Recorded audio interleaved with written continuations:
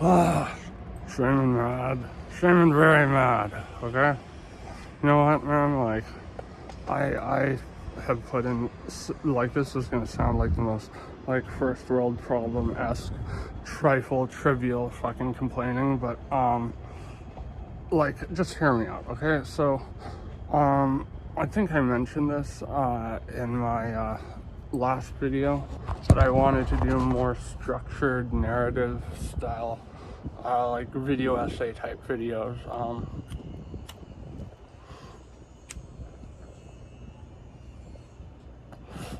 But then when, of course, Adam said all that dangerous misinformation on fentanyl, I felt like I had to break that and just turn the camera on and respond to just the shit that he was saying and correcting it. Which I think I did pretty well. It just took a long fucking time, 2.5 hours for a 13-minute video. Well, hey, you know what? A lot of my life was fucking marred by that shit, so there you go. But, speaking of my life being marred by massive amounts of time sunk into something to receive a big, fat, nothing burger. Big old bite of a big, fat, nothing burger. Like, motherfucker. Okay, I just saw the Last of Us series, and I remember Neil Druckmamn saying, before it aired, he said, "We are definitely not going to do what the second game did." Now that the season has seen some success, and by the way, I was for the most part a fan of the first season. Well, I mean, it's the only one that's released so far. They're right now in my city. They're shooting the second season, yeah, it sounds like Neil Druckmamn is completely going back on all those promises, and he's doing this whole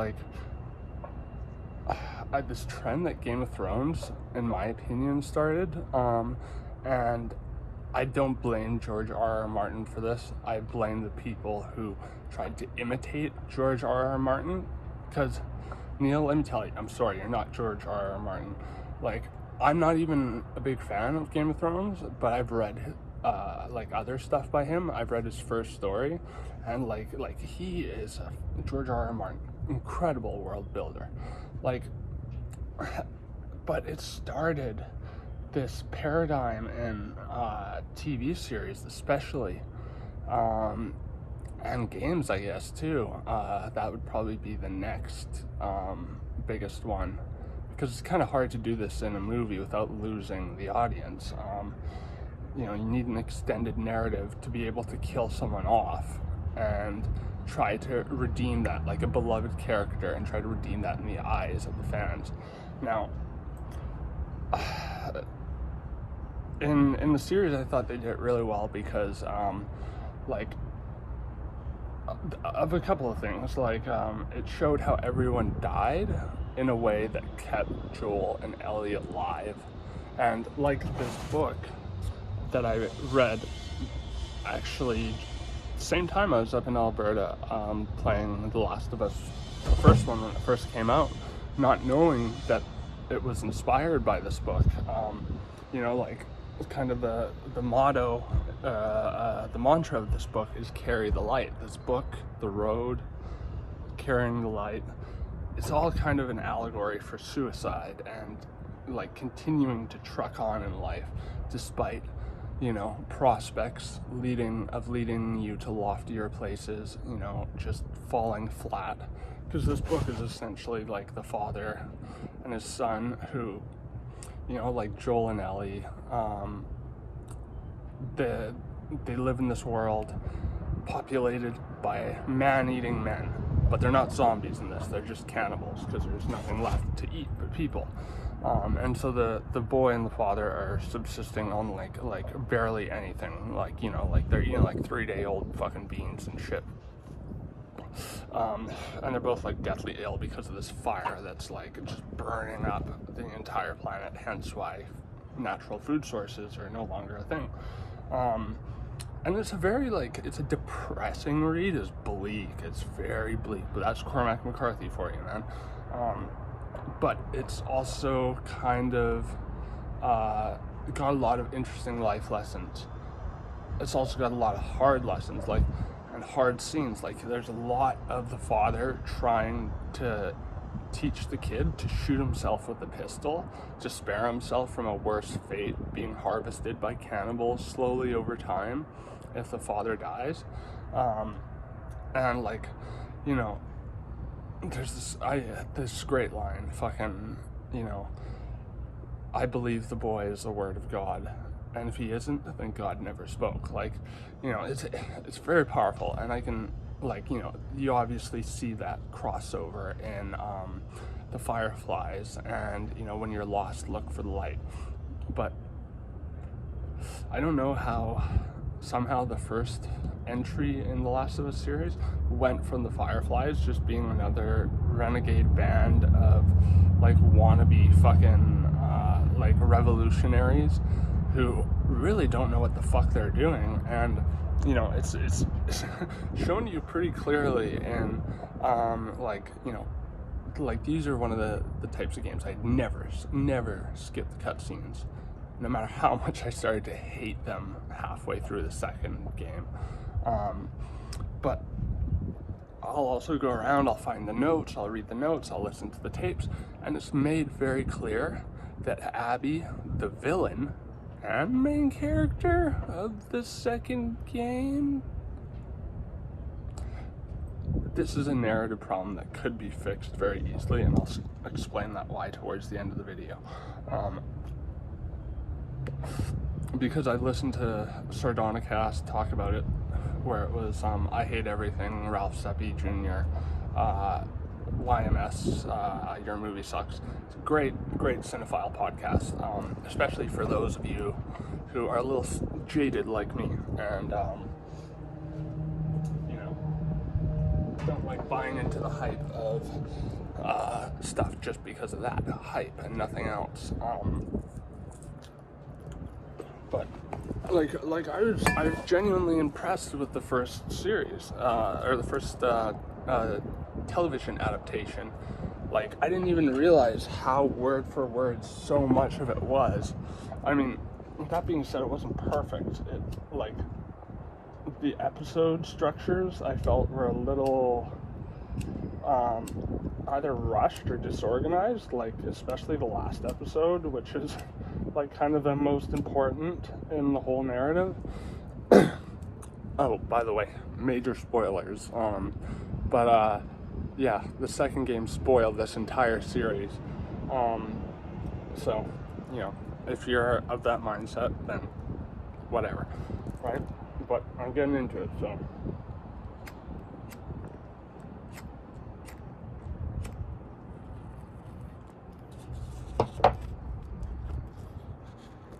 Oh yeah, I had to make an extra fucking strong joint. I got some live resin, I got a double dose of fucking diamonds in here, 2 different types of hash,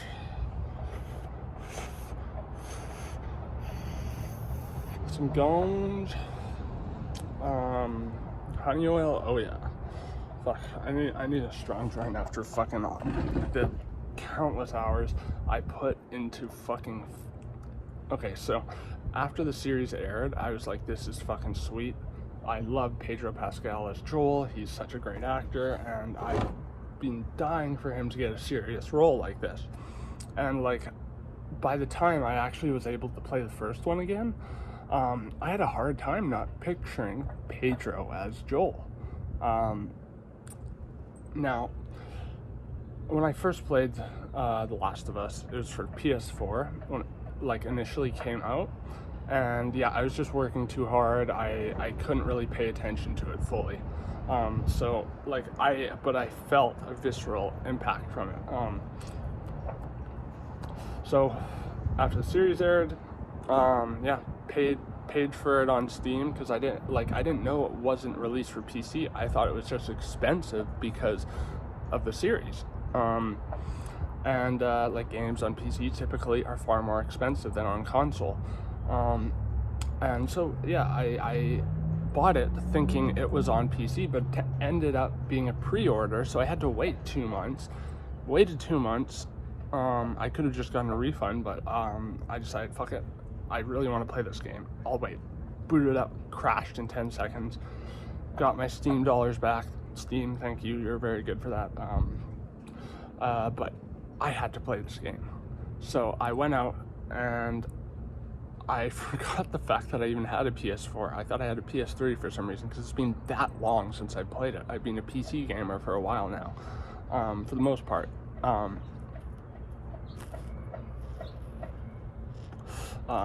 Up until recently, where I bought this PS3 controller because I thought like my console needed it, and I bought The Last of Us, and then found out, oh fuck, no, I have a PS4. So I went back and I bought a fucking PS3, and I played through the first one, and you know, the graphics weren't as good as it was on PS4, but that was fine, because like it was, you know, the narrative that made it so interesting. Like the combat is you know, compared to a lot of more modern games, not super great, but it's unique in that it like it made the violence much more of a like, oh fuck, I'm actually like, this is what killing people is actually like. Damn. They're like begging for their lives and shit. And like when you shoot someone dead, like, you know, you'll hear someone else like calling out their name, like, no, what did you do? And like it's a cutthroat world, I get that.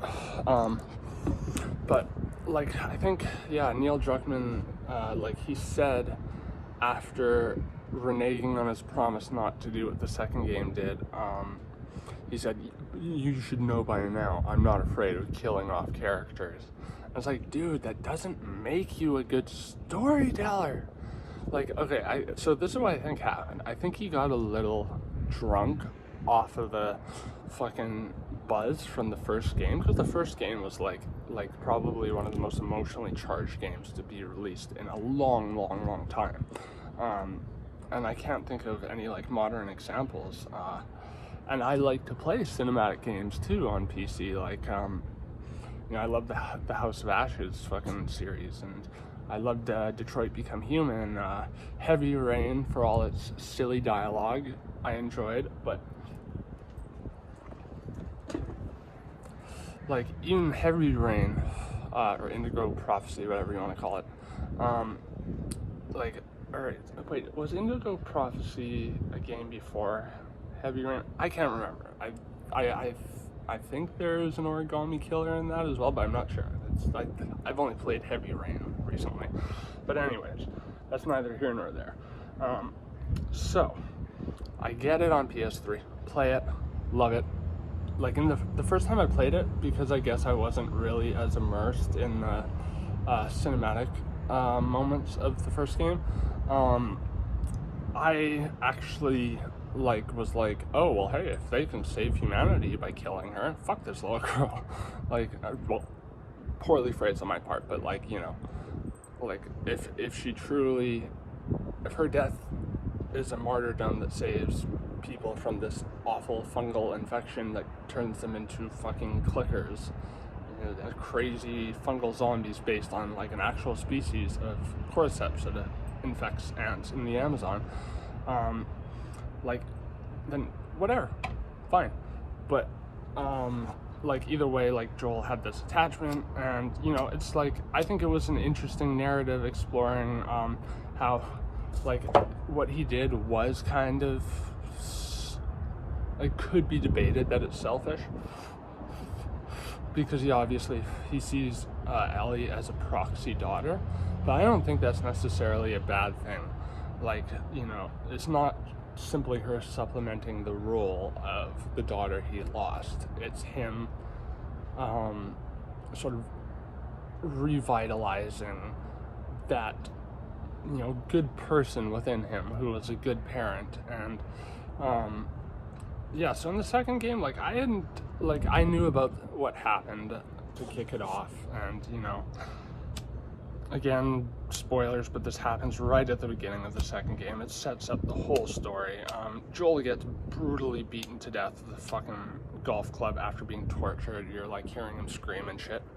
I wasn't too thwarted by that, because I knew about it when the leaks were released and people were going fucking nuts on social media. That's why I never like really tracked down the second game, because everyone who played it was like, yeah, the combat's great, it looks great, narrative fucking garbage.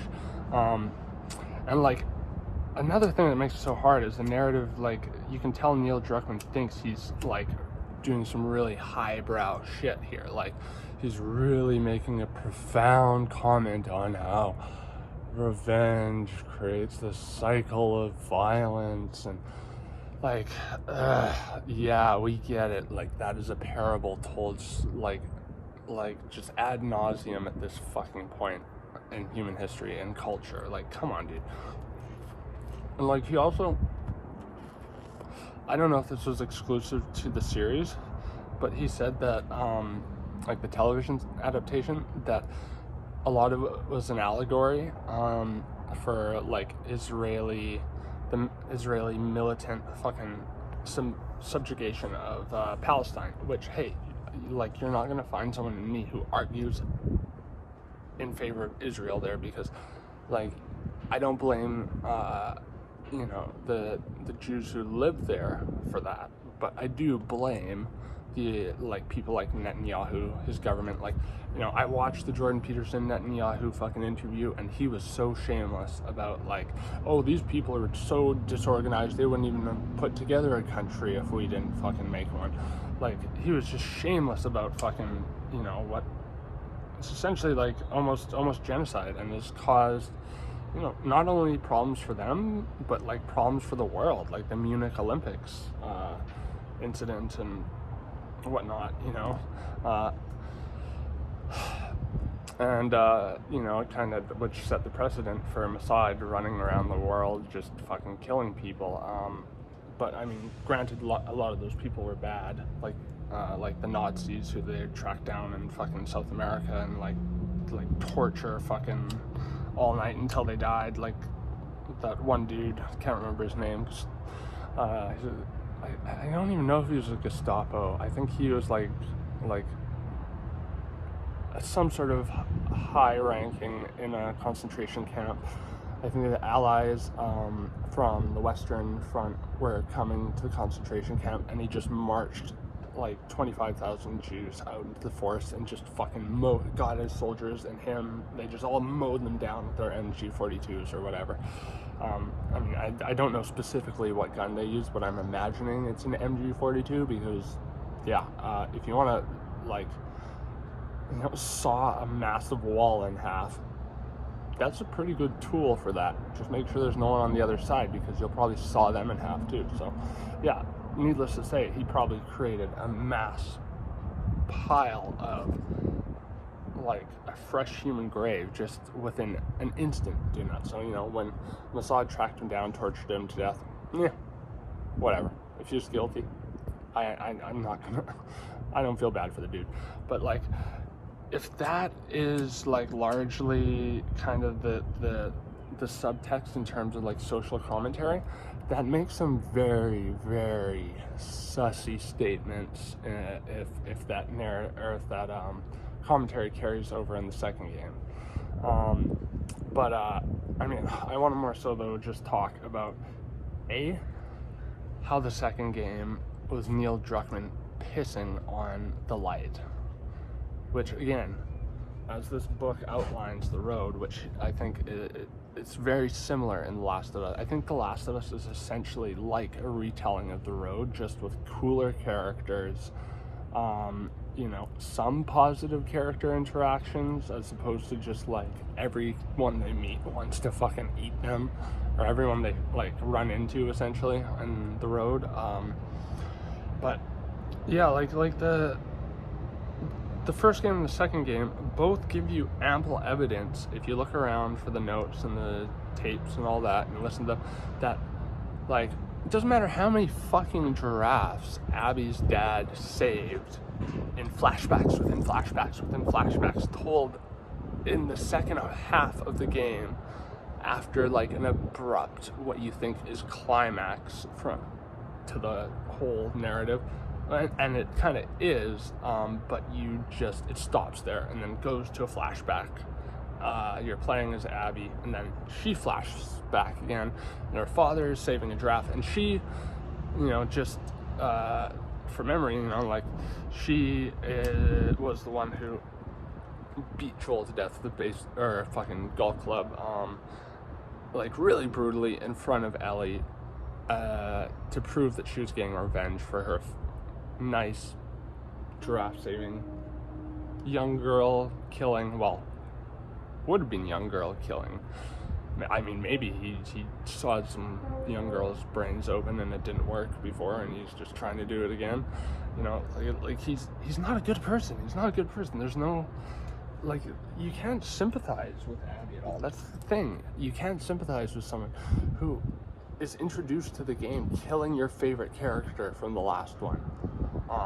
And like, I don't know if that's supposed to be a gotcha from Neil Druckmamn, being like, oh yeah, see, like, this is like a comment on like masculinity and gaming, and how it's always got to be the badasses, the male, like, white badasses who fucking are everyone's favorite character.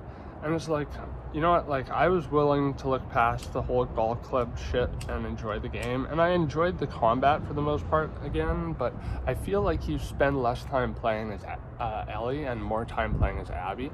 Maybe that's just like time dilation from me being like, fuck, or maybe from me throwing her off a cliff like 3 times when I first started playing at her, because it was like, fuck this bitch, if I kill her now, then hey, theoretically, you know, it's like butterfly effect, different events are going to happen because the person who's also driving this narrative is just dead now because they just happened to walk right off a cliff. I mean, even towards the end of the game, I lavished in when fucking a player would do a finishing move on Abby. Like, I was like, yeah, fuck, burst her head open, like. And I'm not someone like that in games for the most part. Like, if I'm like stoned and playing with friends and like someone blows off a zombie's head with a shotgun, I'm like, yeah, nice, just to be like, yeah, cool, bro. But like, usually I don't care. Like, I you know, I like violence that has some meaning in media. I mean, my movie collection speaks to that pretty heavily. But like, I felt like the meaning that they tried to like use to adjudicate, not just adjudicate, but make you actually empathize with Abby, which is, I'm sorry, that's just impossible to me. That's impossible. Her father was doing something awful. He got his just desserts. Like, it's the tapes, the notes, it says like that there's like an 80% chance that it wouldn't work. I remember that in the first game, and then there's like more definitive evidence saying it wouldn't have worked, this operation. Like, these like, imagine if the provisional IRA from the 70s or whatever, like that era of IRA, like, imagine if they fucking were hit by some sort of zombie plague, like same thing as The Last of Us, and then did exactly that. How well do you think that would go? Do you think they would find a cure that would save the world?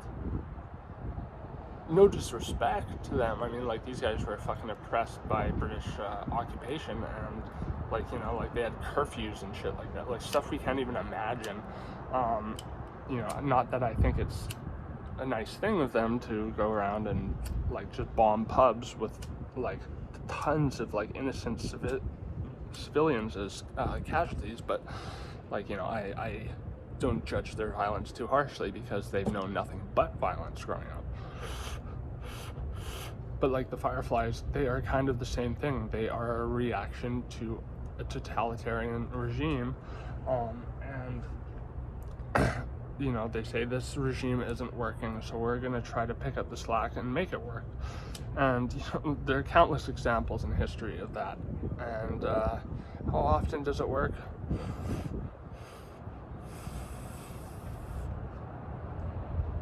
Can you think of anything? Anything?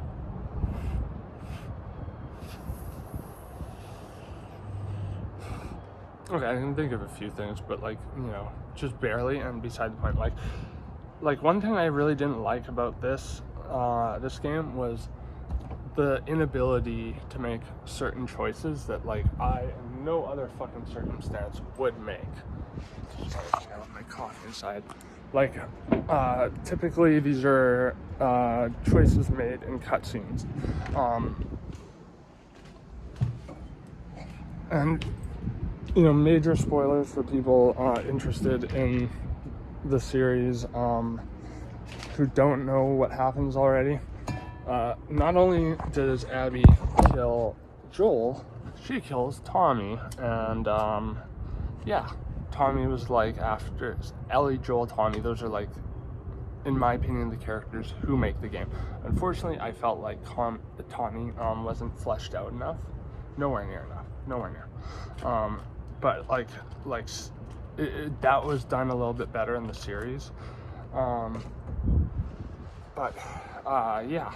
He just gets fucking popped, and like the whole game, he's kind of like in the background, like just like Rambo fucking bushwhacking his way through like legions of soldiers. You hear, oh, the sniper's taking out guys left and right, fucking like okay, so I get it's a game. I get that you just are able to survive like unrealistic amounts of violence, like, but it gets to like absurd levels.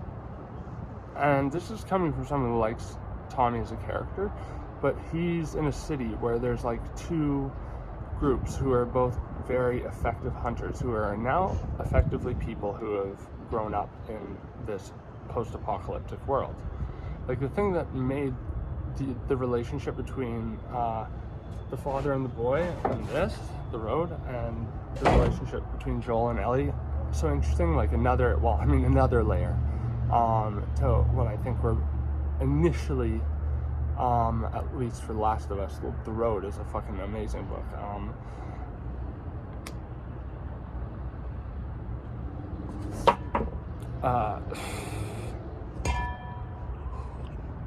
It's amazingly grim, but amazing nonetheless. Cormac McCarthy's just, his stuff tends to be morbid, so you kind of have to accept that going in. But it's like worth the lessons you get, in my opinion. Plus, I'm not even really bothered by the violence, because I mean, I like was watching Natural Born Killers and stuff like by the time I was 6. Like, you know, I've been fairly desensitized to that. I mean, I know the difference between that and real like violence in the real world. And part of why the violence in The Road and The Last of Us is so effective is because it's so realistic. I mean, as I said, people beg for their lives. They humanize the characters, like, even if it's just people who are trying to kill you and you kill them. But yeah, like in The Last of Us, there's like the Seraphites, who, interesting idea.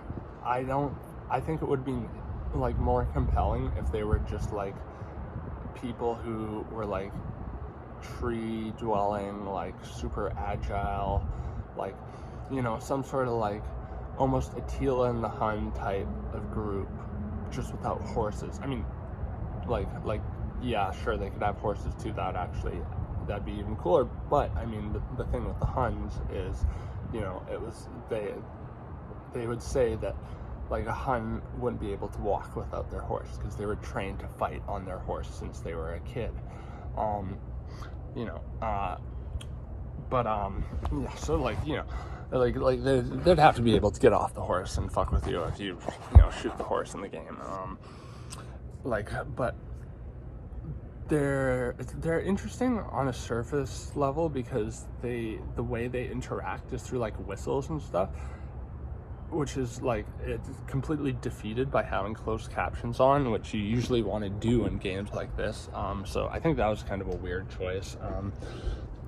Because it'll say in the closed captions, urgent whistle, response whistle, like, so you know what they're saying. And it's just like I try not to even use that like Joel's vision, Ellie's vision, Abby's vision thing, like where you can, it's almost like you're doing what the clickers do, like you can see blobs moving around from like walls away, because of the sound. Like, I think that just A, makes it way easier, B, breaks the immersion, because it's like not realistic. People don't actually do that unless you're like actually blind and have taught yourself to echolocate, but that your characters aren't blind, so it just doesn't make sense. Like, the reason blind people can do it is because their brain doesn't have to compensate for the sense that isn't there. Like, it is compensating for the sense that isn't there by doing it, but it doesn't have to fuel the sense that isn't there. It doesn't have to put any, invest anything into it to try and, get it working again or whatever, because it just wasn't there. So, they have, the amount of God knows how much programming to figure out the world goes into one sense, into two senses, going into one sense by using stuff like echolocation and whatnot in blind people. There's a dude who's like a biker, and like he's so good at this. Like, he'll make like dolphin noises, and he can tell when he's like screaming down a hill and like about to hit a wall, like 2 feet away. He can tell. But he trained himself to do that from a young age. It's not something that just anyone can do. This is a video game, so, what do you expect? Like, Max Payne had bullet time. There's got to be weird little fucking things like that they're supposed to be, like, stamps of being unique, I guess, or fuck off.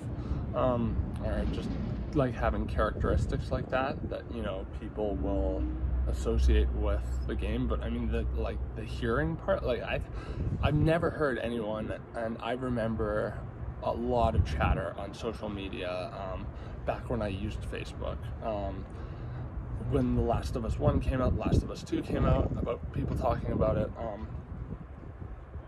Haven't heard chatter about people talking about the game or the series, interestingly enough. Despite I have friends who are fans of the first game. I even have friends who are fans of the second game, and the second game is well made. It is very, very well made. Like, the combat, amazing. The crafting, fucking super cool. There's little animations of you fucking, red, green duct tape and super gluing fucking extended magazines onto your fucking assault rifles and shit. That was pretty cool. The lighting in some of the scenes is it's almost like that Nicholas Winding Refn foreboding red glow in blackness. God, it's just that, but that pisses me off even more, because it shows how much wasted potential there was.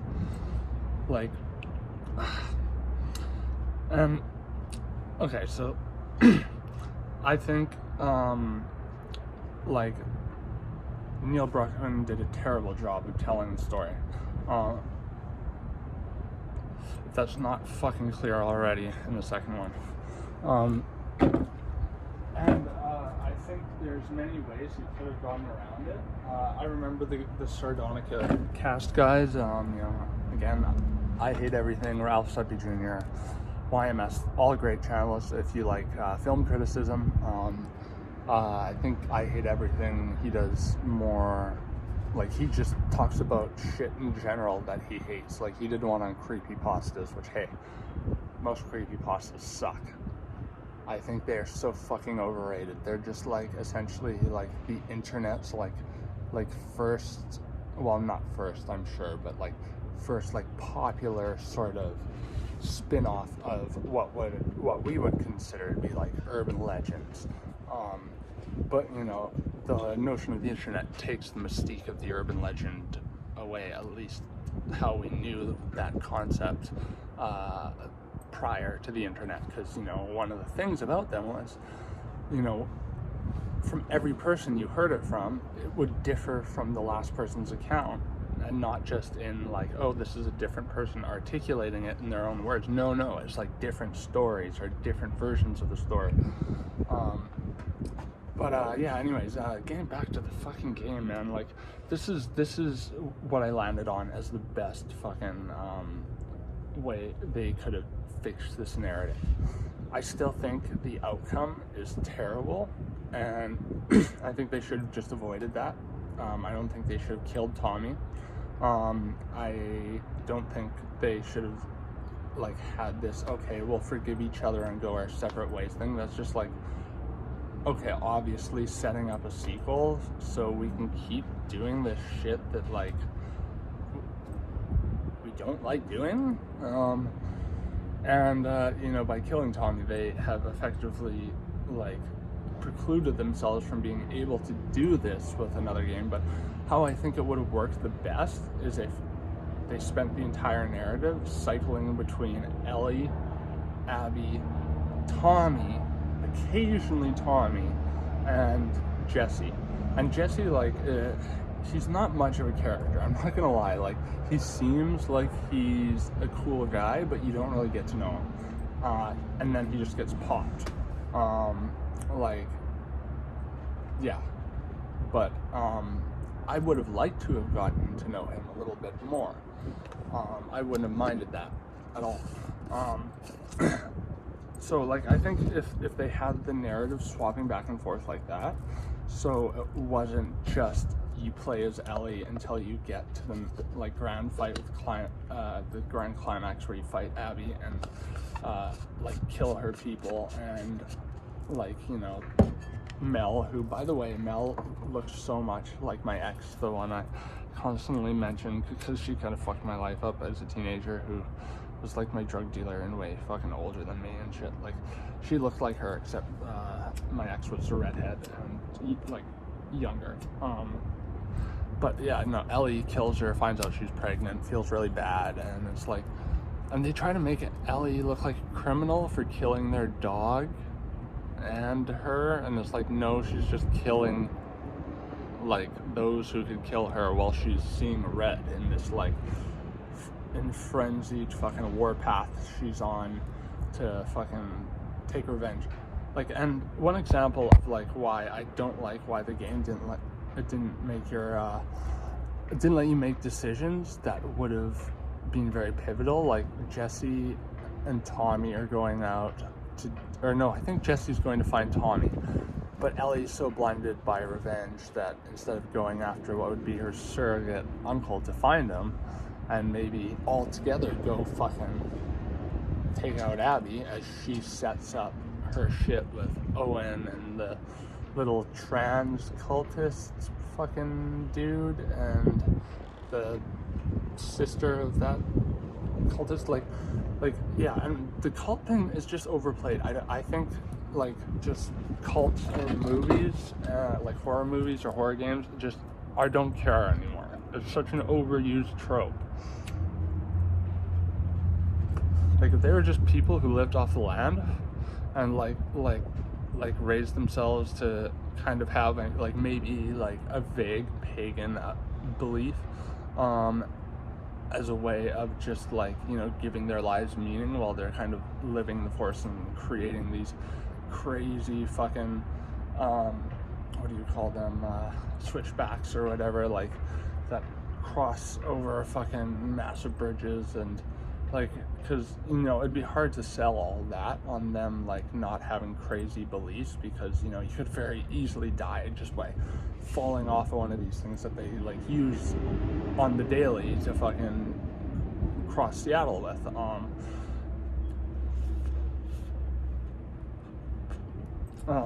But yeah, I think the religious element completely unnecessary. Like, I get that the whole mom thing with Lev not accepting him because him is biologically a she and wants, like, and also this is weird. It felt like Mulan. Like, I'm not even kidding. It's like the same fucking story. It's a girl wants to be a warrior in an Asian, and they're both Asian, and there is this disdain towards female warriors, despite the Seraphites, these cultists, having a ton of female warriors anyway. Whatever. I mean, in Mulan it was much more like, oh, there's only male warriors, and she's a woman, so she can't be a male warrior. And then she finds strengths in her own way. Not that I'm a fan of Mulan at all. This just felt very similar. Because, like, the mother didn't approve, the cult didn't approve, and so tried to kill them. And then Lev takes off to go, I guess, like try and reconcile with the mother, and it's like kind of implied that the mother tried to kill them, and then in response they killed the mother. Like, you know, all this shit is supposed to be like, oh, Abby's a human being. I'm like, I know she's a human being, goddammit. She's a character in this game. And like it's so ham-fisted, this she's a person too. Like, I know, Crows, I don't have any food for you right now. I'm sorry. Cause like, you know, like the first thing when you play as her, like the first thing that she does is like cross this little cliff thing with her like weirdo fucking lover, Owen, he just seems like a strange guy. Like I don't know what it is. There's just something off about him. You know, it doesn't help that he's like, you know, fucking Abby while his pregnant wife is like on her way there. But I mean, like I didn't care for him. I didn't care for really the scars, seraphites, whatever, all that much. Like, and this was all supposed to be like, yeah, this is why Abby isn't a bad person and Ellie's the bad person. See what I did there? I subverted that narrative. Ellie's the bad person. Well, you know what you also just did? You just undid everything you set up in the last fucking game. So, well done, dude. Well fucking done. Took the notion of carrying the light and you pissed all over it. And, you know, for those of you like who haven't seen the movie or the road or read the book, I'm about to fucking spoil it, but so if you want to, I would say if you're into these kind of like really, really morbid but at the same time meaningful stories where death matters and just doesn't happen out of left or right to main fucking characters as a way of going, hey, haha, I'm the puppet master of this story. Look what I just did. Aren't you angry? Aren't you angry? You triggered, bro? You triggered? A weird thing to be doing, by the way, from a guy who's like making like very like progressive content, which, you know, like isn't necessarily a bad thing, but yeah, like I wish as Ellie, like it could have been stretched out so much when you play as her. But the thing is, he wants you to sympathize with Abby despite her, like, you know, after she shows her vertigo in front of Owen and then finds Joel and then bashes his head in, like, that's your introduction to her. How are you supposed to fucking care when the game just completely switches gears without telling you into Abby? Like, they even got people who reviewed the game before it came out not to mention that. It's like, dude, you are fucking well aware that people won't like this. That you're like going to be pissing off the fan base. It's almost like he wanted to do that, to be like, see, your ethics are wrong because they don't line up with what the moral of this game is supposed to be. And it's like, dude, eat a fucking dick. Eat 1,000 fucking dicks. One dick isn't too bad, man. I've had more than one dick in my mouth in my lifetime. It's not that bad. So yeah, he can go fucking like he's a farmer and he's taking, you know, like acres of carrots out of the ground, except they're all dicks and he's got to suck them all off and fucking have them jizz fucking all over. Neil Druckmamn, do that, because you took the light and you extinguished it in the worst way. It's almost like you just farted on it until there's a blue flame, and then you took everything fundamental that you built up in what, you know, is a masterpiece, the first one. And the series was good for the most part. I think it was just poorly structured in some parts. And I like how they substituted the action in the series, the action in the game, in the series, by supplanting, like fleshing out of certain narrative aspects. I thought that was interesting. I mean, there were certain parts that I didn't care about as much as others, like episode 3, one of the best things from HBO I have seen in a long time. I thought that's fucking beautiful. I thought it was a huge improvement on what happened in the game with Bill and Frank. In the game, it's much more sad. Like, it seems like they had a fight, and Frank tried to run away and take Bill's battery, and like got bit and then hung himself. And so Bill's like very bitter, and he's just like, whatever, fuck him. And like in the series, they had this beautiful life together, and then like both commit suicide together after Frank gets MS or something. Like, it's a beautiful story, and it's acted out so well. Like, I thought that was so good. And it's the episode before it with Tess, fucking amazing.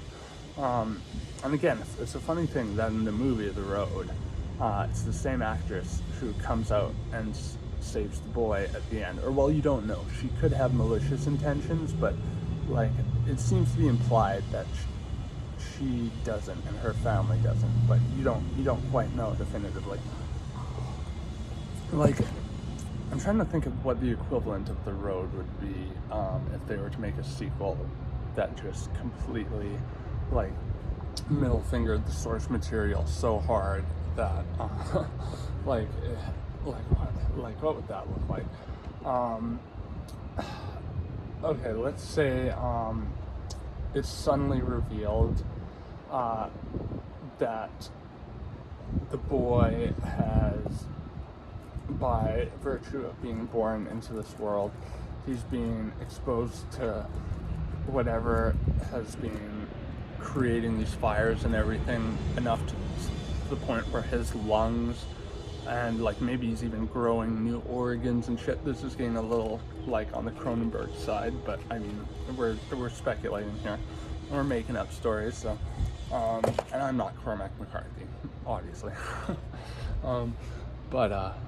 Yeah, so like he's got all these new organs, and like he is like now truly not just the hope for humanity in the mind of this kind of like delirious old man, the father of the first one, who, you know, is like, he's not as much of a likable character as Joel. He really isn't. He's just aimlessly wandering from place to place saying it's going to be better here, it's going to be better here. He just wants to keep the boy alive because he believes he's like the key to redemption for humanity, but it's like more of like a religious delusion for him. It's not like there's an actual cure. So like,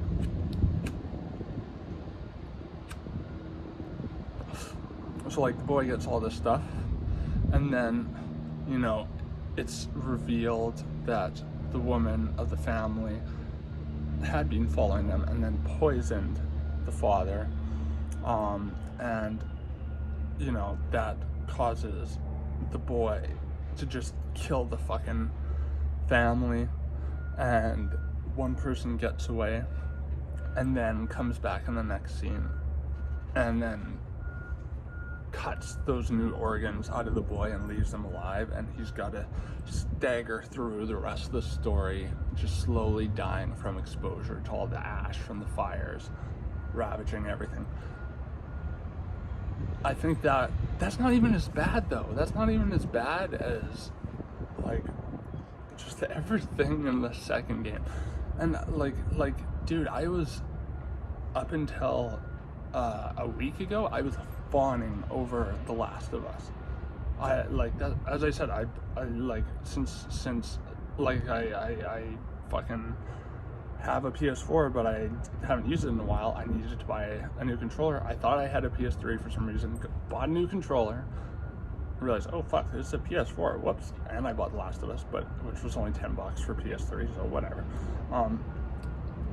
Went back, bought a PS3, then realized The Last of Us Part 2 isn't on PS3, so bought a new controller for my PS4. And I'm on disability, man. I don't have a lot of fucking money. I mean, I honestly only really spend money on smokes and fucking, you know, fucking food and fucking weed and chips. So, I'm pretty good with fucking making my money last for the most part, but like, I spent a lot of fucking money in this pursuit, and I was gonna make a very long video comparing like how The Last of Us, such an amazing adaptation of the road. Like, I mean, it gets to points where it's almost like plagiarism, but I mean, I totally agree with the Picasso line of like, a good artist steals and gets away with it, and a bad artist steals and gets caught. I'm not saying like literally, like, I think what he's getting at is that influence is a form of stealing. It's being inspired by someone else's material to do something that you may already be working on, that may cause a light bulb to go off in your head and create your own something that carries elements of that. Like Neil Druckmamn has said, the road was the direct inspiration, and it's obvious. I mean, the tagline of the Fireflies to, you know, the motto of carrying the light, which is, you know, keep surviving despite all the awful odds, the terrible people, you know, this apocalyptic disaster. Whatever the odds, just keep going, because redemption is always possible. And like, the thing is, I like some revenge stories, like Old Boy, and just the Revenge trilogy was pretty good. The first one I didn't think was anywhere near as good as Lady Vengeance or Old Boy, but like, it's such a played out fucking genre. Like, you know, every fucking Charles Bronson movie ever. like those are, yes, more like, the first one was a little more thoughtful with Death Wish, is what I'm referring to now. But after that, it was just like action fucking porn. Like look at me taking out all these ghetto dudes. And I fucking like World War II fucking I think there's like a water-cooled Browning or some shit, and he's just like wielding it in his arms. Kind of like The Judge with the howitzer and Blood Meridian. Another great Cormac McCarthy book. But again, I was just talking about Death Wish, just the revenge fucking narratives. I just like think there's not a lot of like real substance to those stories, because, you know, you only have to be told so many times that revenge is a vicious cycle that begets violence, and then you got it, and you don't need to hear it anymore, you know. And that's what the second game did, fucking ad nauseum. It just kind of, it seemed like it was almost like telling you that you're assuming Abby's a bad person because she killed your favorite character from the last game at the beginning. And it's like, I know she's a person with a backstory. She had a father, that's why she's on this revenge campaign. Like, and her friends were complicit in this, like her fucking buddy who fucking spits on Joel's corpse and is like, pendejo. And I was just like, fuck this dude. I was so happy when he got popped by, I think it was Tommy. But I mean, I can't remember. I've been fucking like playing this game voraciously in my free time over the last few days, but I just had to make a fucking video saying I'm really saddened by this, and like, they're going to be filming the second season in my city again. I believe I saw some of the sets when they filmed it the first time around. I get why, because if it's in Seattle looks almost identical to my city. Like, it's not very far. It's like a 4-hour drive from here. But yeah, I gotta say, I am disenfranchised with The Last of Us. I am fucking, frankly, just kind of pissed off.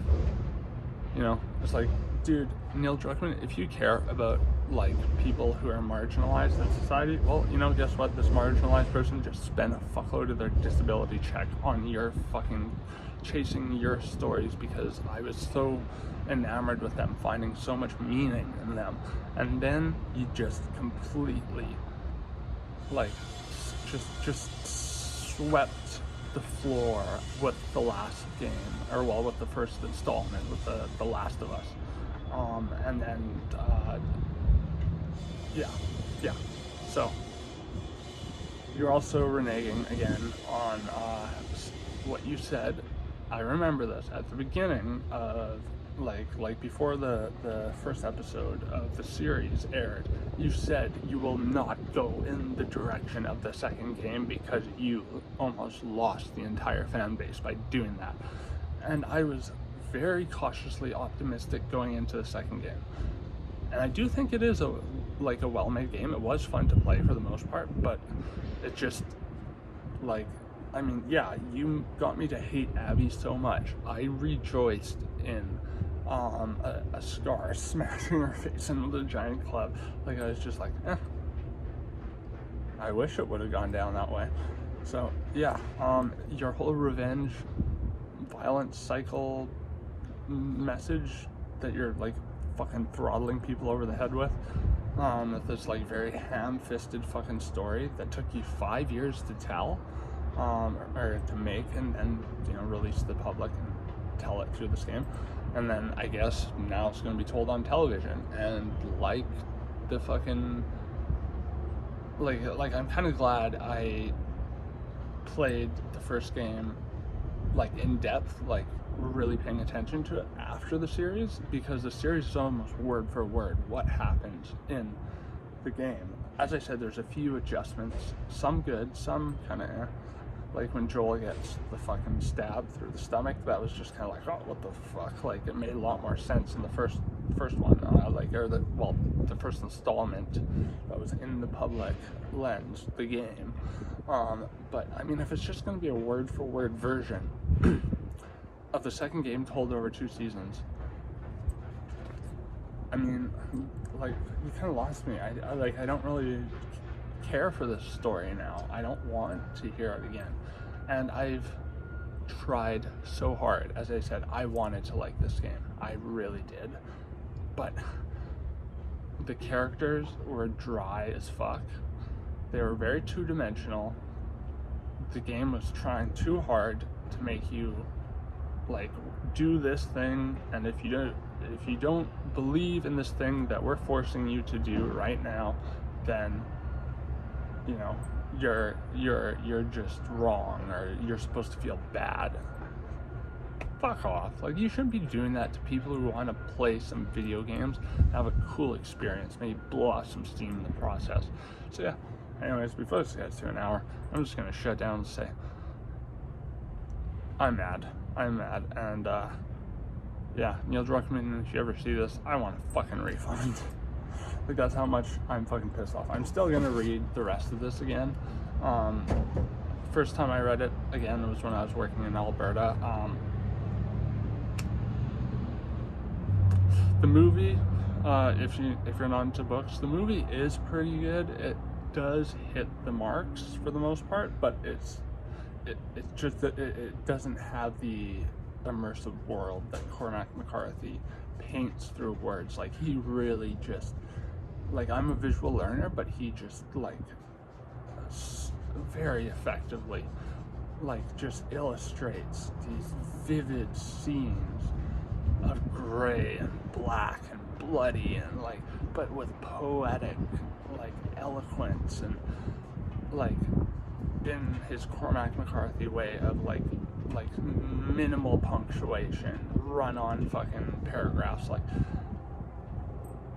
I would say if you haven't done either of these and you like that sort of thing, I would say The Road all the way, The Last of Us 1. I couldn't recommend it enough. The second game, if you don't really care all that much about the story, it's a great game, but otherwise, if you do care about the story, you're gonna hate it. I really tried to like it, but I'm sorry, I hate it. And I was gonna make a much more thoughtful video, as I said, about the common themes in The Road and The Last of Us, like the fact that the boy and Ellie are born, and Abby, I guess, whatever, are born after the fucking end of the world societal collapse scenario. So like, they have this weird sort of innocence because they don't know what like it was like to live decadently and to have like all this material gain at your fingertips, and you know, the superficiality of all of it. And you know, these are interesting commentaries, and like, you know, they also haven't had to survive against other people trying to kill them, so they, you know, Ellie is a little less like this, but the boy in the book definitely, like, he doesn't want his dad to fucking kill people. Like, he wants to like people, even though people do not. They would just eat him. That's the only thing they would like about him. Ellie, on the other hand, she's like in the first game, like throwing balls at people. Hey, you chicken shit! You know, she's pretty brash. She's, you know, she's much more likable than the boy, and Joel is way more likable than the father. But I would say in terms of content, The Road has just more broader, overarching themes that are relevant to life, like, you know, the whole carrying on despite maybe not always being fulfilled, and not taking the easy way out of suicide. Or, well, not to say easy way out, suicide is a hard thing to do, trust me, because I've tried. I did actually successfully kill myself when I was misdiagnosed with Huntington's. A story I've told on this channel already, but yeah, like, it's a very interesting and important narrative, and I see why Oprah featured this. I mean, she's featured a lot of bad books, so she's honestly not a great example of people to feature something, but like, she's featured a lot of charlatans. But Cormac McCarthy's only TV interview, and he is like fucking probably like in his 80s now, I would imagine, was with Oprah, and